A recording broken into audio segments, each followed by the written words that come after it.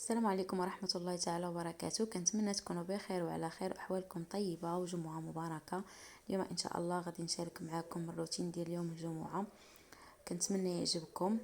ما شاركت معكم الطريقة ديال الكسكسو مرة أخرى إن شاء الله غنشارك معكم في شي فيديو كسكسو بالتفاية والخضر، وخليكم مع الفيديو. وهنا من بعد ما دازت الغدا كلينا الحمد لله، اللهم اديمها نعمه وحفظها من الزوال. دابا غادي نوجد الكوتيل اللي غادي نوجد فيه كيكه ديال الشكلاط بنكهه القهوه والبطبوط. المهم بالنسبه للكيكه كنحتاجو راس معلقه ديال الملحه، 3 البيضات، وكاس ديال السكر سنيده، ونص كاس ديال الزيت، وكاس ديال الحليب، ومعلقه صغيره ديال السكر ديال القهوه سريعه الذوبان، وجوج ساشيات ديال الكاكاو. انا غادي ندير 3، واللي بغى اللون ديالها فقط بني يدير غير 2 ساشي ديال الفاني، وجوج خمارات. والطحين كيبقى على حساب الخليط، انا خدات ليا تقريبا 2 كيسان. المهم كيبقى على حساب الحجم ديال البيض. في اناء كنوضعوا 3 البيضات وقبيصه ديال الملحه، وفي هذه المرحله كنضيفوا حتى ساشي ديال الفاني انا نسيت ما درتهاش، وكاس ديال السكر سنيده. غادي نطربوا مزيان بالطراب، نطربوا مزيان البيض مع السكر، نخدموه مزيان حتى كيبيض لينا الخليط.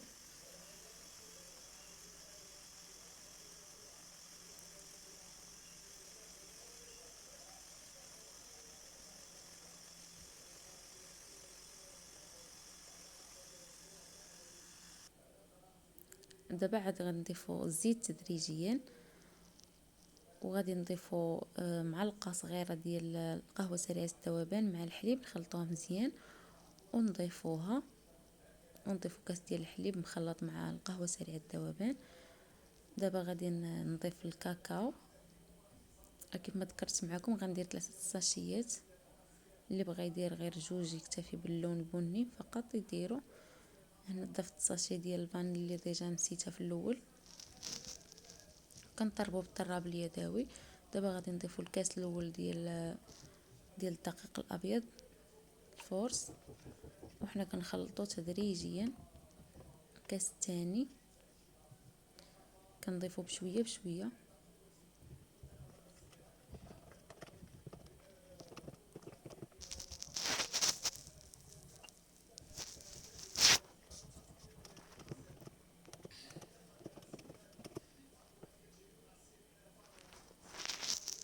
دابا غنضيفوا 2 خمارات.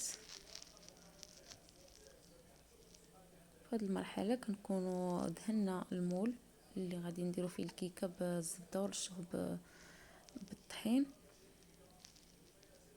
والفران تا هو ديجا خاصو يكون سخون على درجه حراره 180 درجه. صافي كندخلوها للفران، كنشعلوا عليها من التحت حتى كتطلع، ومن بعد كنشعلوا عليها من الفوق. كيكه ديال الشكلاط راه بالزربه كتوجد. كنخبطوا شويه داك المول باش تحيدوا دوك الفقاعات ديال الخميره. صافي هنا دخلتها للفران.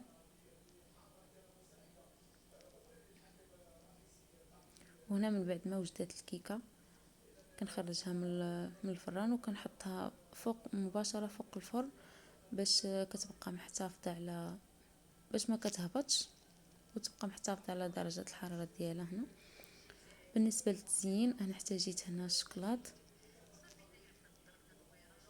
كحل، وغادي ندير معاه هاد الجبن طبيعي بالسكر. تقدروا تعوضوه بشي ياغورت اخر، ولكن هذا كيجي فيه المذاق زوين. غادي ندوبوا الشكلاط. من بعد ما كيذوب كنخليوه حتى كيدفى شويه، وكنضيفوا ليه الياغورت الطبيعي بالسكر، الجبن الطبيعي بالسكر، وكنحركو مزيان. في هذه المرحله نقدروا نسقيو هذيك الكيكه بشي سيرو يكون وجدناه. انا ما سقيتهاش، اكتفيت فقط بهذه الكريمه اللي شاركت معكم ديال الشكلاط والياغورت. صافي غادي ندهنوها مزيان، وغادي نزينها بالبيرميستال شوكولا. والتزيين كيبقى اختياري على حسب الذوق وعلى حسب المتوفر في البيت.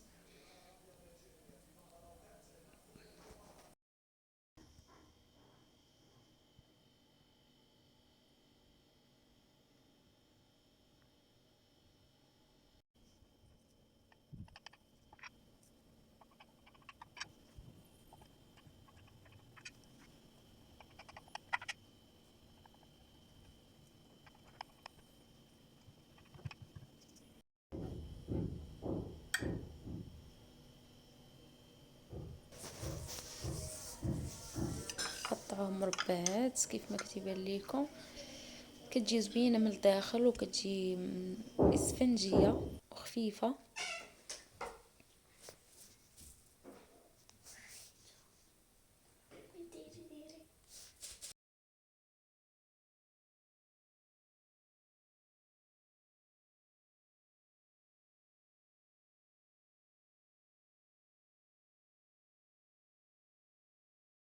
ومن بعد ما وجدت ليا الكيكه كيف ما كتبان ليكم كتجي خفيفه وزوينه، غادي نطيب البطبوط اللي ديجا عجنته قبل وكرستو. دابا غادي نطيبو كيف ما تيبان لكم، درتوه كبير كونطاي، ما كانش عندي الوقت صافي كنطيبو مزيان.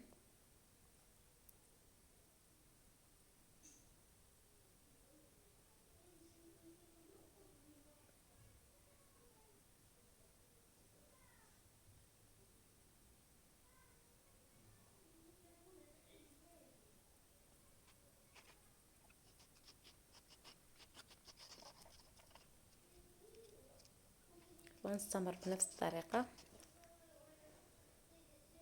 حتى نكمل البطبوط اللي عندي، ونشارك معكم المائده ديال الكوتي. انا كنوجد اتاي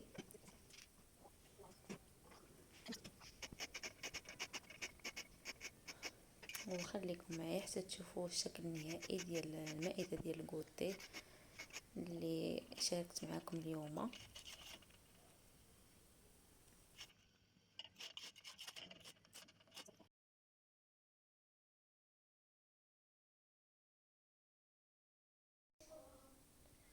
وهذا هو الشكل النهائي ديال الكوتي اللي حضرت معكم اليوم، البطبوط والكيكه ديال الشكلاط بنكهه القهوه، رافقتهم مع براد ديال الاتاي ولي زاكسيسوار ديال الطبله، الفرماج، الزيت، الكونفيتور، العسل.